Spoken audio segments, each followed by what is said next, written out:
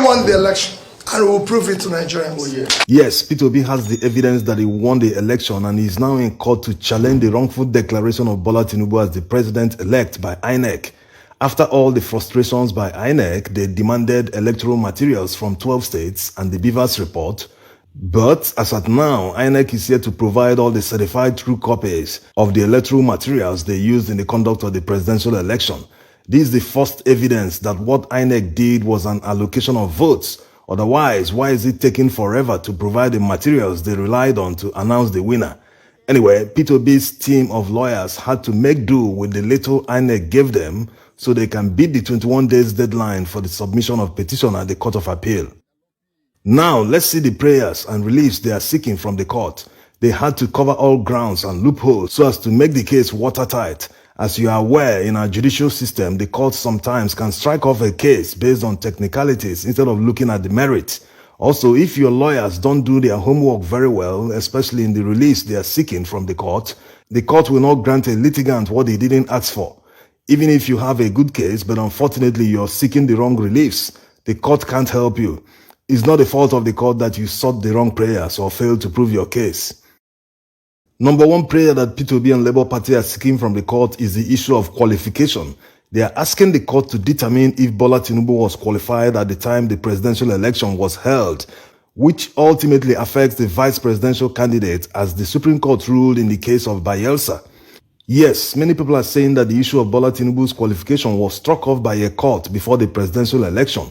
But there's one condition that they forget to mention. The court ruled that the issue of qualification of a candidate for an election can only be brought to court by a co-contestant, which means that if someone is not a candidate in an election, he has no business bringing the issue of qualification to court.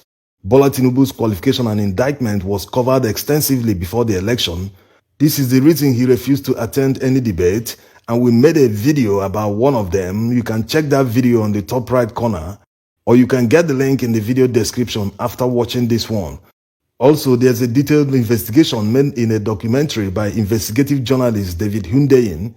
In that video, he made a deep dive into Tinubu's indictment in the United States and his eventual forfeiture of $460,000. All video links will be in the video description. Yes, this petition will be a very interesting one, and Bola Tinubu won't like all his past laid bare in court. His past is the main reason he avoided debates before the election and not speaking to the press. He doesn't want people to know his past, but this petition will expose him. Everything about him will be laid bare in court. And don't forget, he will not want to lie in court because he knows the consequence. Also, some foreign witnesses might testify against him in the court. And looking at the constitution about Tinubu's eligibility to contest, look at this section where it says, a person shall not be qualified for election to the office of the president if he is under a sentence of death imposed by any competent court of law or tribunal in Nigeria, or a sentence of imprisonment or fine for any offense involving dishonesty or fraud. Dishonesty or fraud is what we are looking at. By whatever name called, or by another offense imposed on him by any court or tribunal, or substituted by a competent authority for any other offense imposed on him by such a court or tribunal. So it looks like there's no way out for him here. Another disqualification they will rely on is the running mate who was still a senatorial candidate in Borno at the time he was nominated as the vice presidential candidate. The electoral law prohibits that. Now to the second part of the disqualification prayer, which will take effect if the first part is granted by the court. In other words, if the court were to disqualify Tinubu, Peter Obi's team are equally praying the court to void all votes recorded for Bola Tinubu because he wasn't qualified, so the court should void them as wasted votes, which is the normal thing to do. In order to cover all areas, a litigant has to demand the release from the court. And in this case, they are demanding alternative reliefs so that if one or two fails, they rely on others. This brings us to the third part of the disqualification relief they are seeking from the court, that it be determined that on the basis of the remaining votes, after discountenancing the votes credited to the second respondent, which is Tinubu, the first petitioner, in this case Peter Obi, scored a majority of the lawful votes cast at the election and had not less than 25% votes cast in each of at least 2/3 of the states of the Federation and the Federal Capital Territory, Abuja, and satisfy the constitutional requirements to be declared winner of the 25th February 2023 presidential election. Yes, that's the relief they are seeking. It's cause and effect. And if the court grants the first part, which is disqualification, Tinubu is out of the way. It's an election. There must be a winner. So the court will go ahead and grant the second part, which is nullification of his votes. Then the court will ultimately declare the next person that meets the constitutional requirement as the winner of the presidential election. Yes, but that's not without verifying that Peter Obi and the Labour Party met the constitutional requirements. We will come to that. That's the fourth relief they are seeking from the court. Let's see number 2 first. In the second relief, they want the court to determine if Tinubu was entitled to be declared winner since he did not score 25% in the FCT. You know, there's been a lot of discussion about this. Some say it's not necessary, some say it's required. But the fact remains that in 2008, the Supreme Court interpreted the Constitution and ruled that in order for someone to be declared winner in a presidential election, he must score 25% in the FCT. So unless the Supreme Court reverses itself on the judgment, the Court of Appeal will take the earlier judgment as precedent. They can't go against the judgment of the Supreme Court. Remember that Mike Igini, the former INEC commissioner, said it, and the former Attorney General Andoka is also of the same view. Let's take a listen. It's a very difficult situation, but I think the matter has been interpreted before around 2008 in a matter involving the current president, Buhari, when he filed an action. The issue of whether that and in between, that is, must have 25% in two states and the federal capital territory. I think the pronouncement then was that the and is conjunctively. That was the interpretation then. The third relief they are seeking is an outright cancellation of the presidential election and compelling INEC to conduct a fresh one where Tinubu and APC will not participate. If it is proved that Tinubu is not qualified to run and the court is not convinced that another candidate met the constitutional requirements to be declared winner, the court might cancel the election and order a new one where APC will not participate in the election. Yes, that's the reason they added this third relief.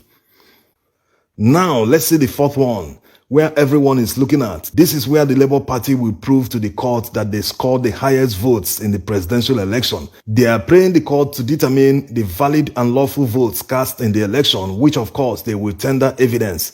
If the court is convinced that Peter Obi met the constitutional requirements, they are praying the court to order INEC to issue him a certificate of return as the duly elected president of Nigeria.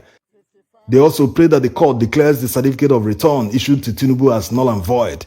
This is where it gets interesting. The burden of proof is on Tinubu and APC to prove that the votes they got are lawful votes. Beavers is a game changer. It will be very difficult to manufacture votes or new voters in a polling unit. Maybe that's why INEC has continued to deny the Labour Party legal team access to the Beavers data in defiance of the court order. And they might be thinking that without the data, they can't prove the case. That's why the legal team went for the disqualification, which took Tinubu's team by surprise. And looking at the petition, you will see that the states where the Labour Party votes were reduced by INEC and APC. But let's leave the analysis for another video. Now to the last resort, which is the fifth relief they are seeking in case the court fails to determine the four orders in their favor. They are asking the court to declare the presidential election null and void because the election was not conducted substantially in accordance with the electoral law and Nigerian constitution. If that is done, the court should mandate INEC to conduct a fresh election. This is evidently true. The INEC chairman said it himself in many occasions that electoral law makes it mandatory to transmit results electronically immediately counting of votes are compiled at the polling unit.